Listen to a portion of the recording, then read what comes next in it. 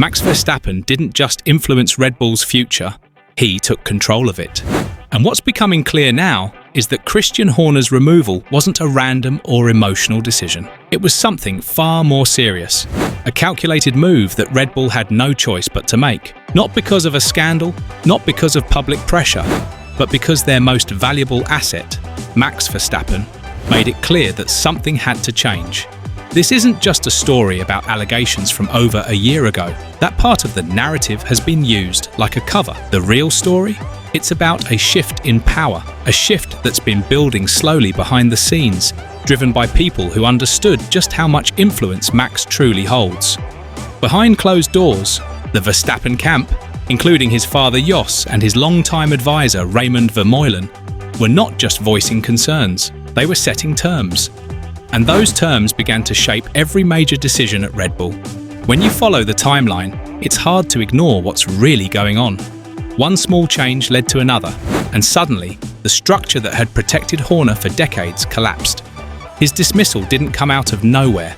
It came after months, maybe even years, of pressure, negotiation, and strategic positioning. Red Bull didn't just lose a team principal, they gave up a key figure to keep their champion happy. Because make no mistake, when Verstappen speaks, Red Bull listens. And this time, his message was loud and clear. Either Horner goes, or I do. That's the part most fans missed. This wasn't about one man's misconduct. It was about maintaining control of the team's future. Because without Max, Red Bull's dominance crumbles. Without Max, sponsors get nervous. Without Max, everything changes. And the people running Red Bull knew that.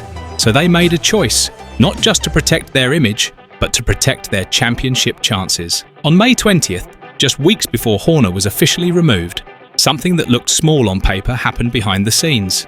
Red Bull's Thai co-owner, Chalerm Uvidya, transferred a seemingly insignificant 2% of his stake to a trust company based in Geneva. At first glance, it didn't sound like much, just a routine financial reshuffle. But in reality, that tiny move broke the Thai ownership majority that had shielded Horner from internal pressure for years. That protective wall collapsed, and with it, so did Horner's strongest layer of support. Why does this matter?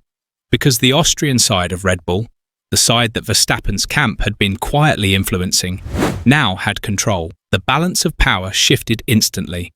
And just 6 weeks after that share transfer, Christian Horner was out.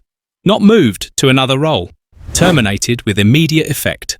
That kind of decision doesn't happen overnight. It doesn't come from one bad headline. It comes from leverage and planning. And it wasn't just a quiet boardroom shuffle. The pressure had been building from a very familiar voice in the F1 world. Jos Verstappen, Max's father, had been ringing alarm bells for months. According to reports, Jos was blunt with the Austrian side. If Horner stays, the team will crumble. That wasn't just concern, that was a warning. And when you combine that with the departure of Adrian Newey, Rob Marshall, and Jonathan Wheatley, all in a matter of months, the Verstappen's case started to look more like a diagnosis than a complaint. To the Verstappen camp, Horner was no longer an asset. He had too much power, too little accountability, and had fostered a toxic atmosphere that was pushing away top talent. The Austrians listened. They had no choice. The stakes? Even higher than they looked. Red Bull wasn't just juggling internal unrest. They were racing the clock. According to Red News 365, Max Verstappen's contract includes a performance-based exit clause. If he drops out of the top 4 in the Drivers' Championship by the summer break, he can walk. No penalties, no questions. And as of now, Max is holding on to P3 by a thread. A couple of bad races and the door swings open. And there's more. Nelson Piquet Jr., Max's brother-in-law, recently said on the Pelispas podcast, "Max will change teams. That's what I think.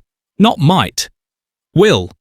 That kind of statement from someone close to the family carries weight, especially when it wasn't denied. Let's pause for a second here. Think about what that means.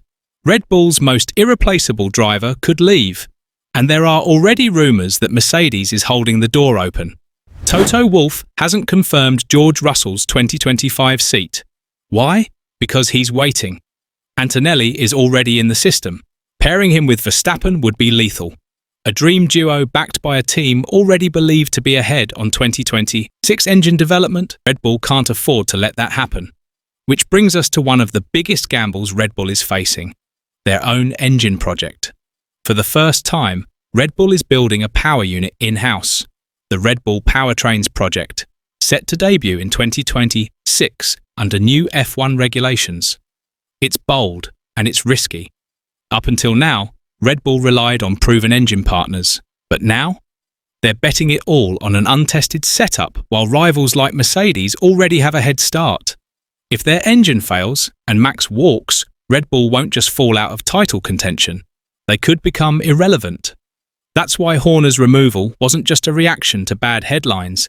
It was a strategic sacrifice, a $50 million bet that keeping Max is worth far more than keeping Horner. That, without Verstappen, no amount of history, branding, or technical resources could save them from decline. This timeline tells a story too perfect to be random. May 20th. Share transfer. June. Verstappen's team increases pressure. July. Horner gone. August. Max can legally exit. The board didn't act out of fear. They acted out of strategy. Even Bernie Ecclestone, once Horner's staunchest defender, admitted things had changed. He's acting like a 50-year-old trying to be 20, Ecclestone said. Not exactly a vote of confidence. Behind the scenes, the feeling was clear. Horner had become a liability, and with the Verstappens ready to pull the trigger, Red Bull didn't hesitate. And now, everything comes down to the next 30 days. Max Verstappen is still, on paper, a Red Bull driver, but that contract doesn't guarantee anything if he decides the team isn't good enough, or that its leadership can't be trusted anymore. All the legal language in the world won't stop a generational talent from walking away if he believes staying puts his legacy at risk. Mercedes knows it too. While Ferrari is locked in with Charles Leclerc and Lewis Hamilton, Toto Wolff hasn't confirmed Russell's spot. And that's no coincidence. They're watching, waiting. If Max walks, they move. Meanwhile, Red Bull scrambles to rebuild. Laurent Mekies steps in as the new team leader, experienced but unproven at this level. The engine program is behind.